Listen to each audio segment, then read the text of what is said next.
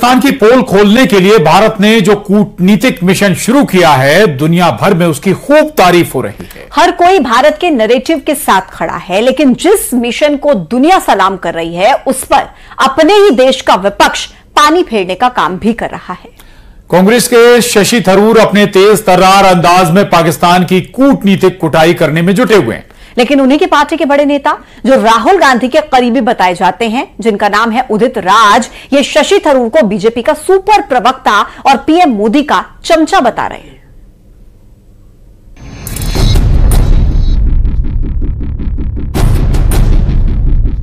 आतंकिस्तान पर भारत के स्पेशल 7 की स्ट्राइक जारी है। दुनिया के अलग अलग देशों में आतंक परस्त पाकिस्तान को भारत बेनकाब कर रहा है। सांसदों के डेलीगेशन के 7 ग्रुप अब तक कई देशों का दौरा कर चुके हैं और अन्य देशों के दौरे पर हैं।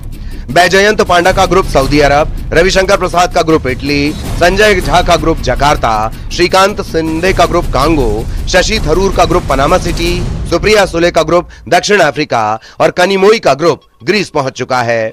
ये ग्रुप दुनिया को ऑपरेशन सिंदूर की जानकारी दे रहा है और पाकिस्तान में पल रहे आतंकियों की पोल दुनिया के सामने खोल रहा है। आतंकवाद के खिलाफ वैश्विक मंच पर पाकिस्तान को भारत का पंच लगातार जारी है।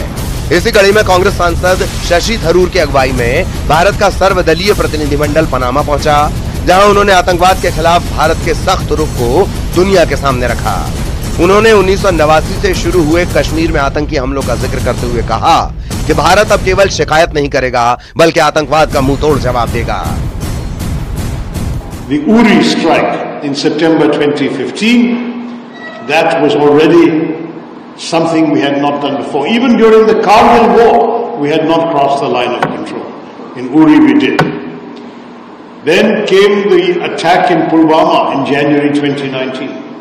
This time we crossed not only the line of control, we crossed the international border and we struck a terrorist headquarters in Balakot.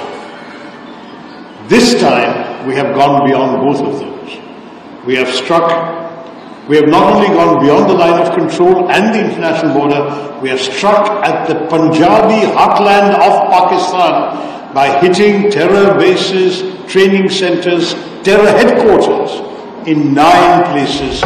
Shashi Tharoor के साथ डेलीगेशन में शामिल शिवसेना सांसद मिलिंद देवड़ा और बीजेपी सांसद तेजस्वी सूर्या ने भी पाकिस्तान को आड़े हाथों लिया।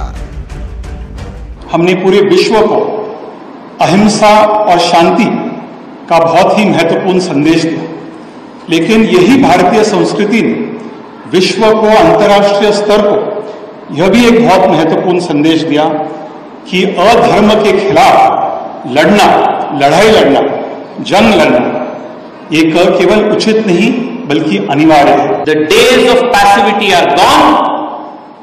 अगर आप अपने ऊपर हमला करेंगे तो भारत एक बार नहीं 100 बार भी ऑपरेशन सिंदूर करने के लिए ताकतवर है।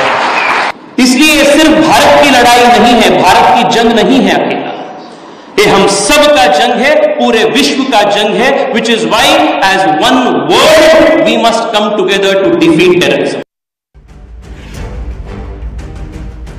उधर ऑपरेशन सिंदूर पर कूटनीतिक लड़ाई के बीच देश में सियासत भी हाई है। एक तरफ शशि थरूर पार्टी लाइन से हटकर विदेशी धरती पर मजबूती से भारत का पक्ष रख रहे हैं, तो दूसरी तरफ देश में उनकी पार्टी के नेता उन पर हमलावर हैं। कांग्रेस नेता उदित राज ने एक बार फिर शशि थरूर पर निशाना साधा। उन्होंने कांग्रेस सांसद शशि थरूर को बीजेपी प्रवक्ता बताया। उदित राज ने कहा कि बीजेपी नेताओं से ज्यादा शशि थरूर पीएम मोदी का गुणगान कर रहे हैं। वहीं बीजेपी ने कांग्रेस नेता उदित राज के बयान पर पलटवार किया। बीजेपी प्रवक्ता शहजाद पूनावाला ने कहा कि उदित राज राहुल गांधी की जबान बोल रहे हैं। नहीं, शशि थरूर जी बीजेपी के सुपर प्रवक्ता हैं, जो बीजेपी के लोग नहीं कह पा रहे हैं। मोदी जी की चमचागिरी या मोदी जी का गुणगान जितना वो नहीं कर पा रहे हैं, और बीजेपी के लोग उससे ज्यादा शशि थरूर कर रहे हैं।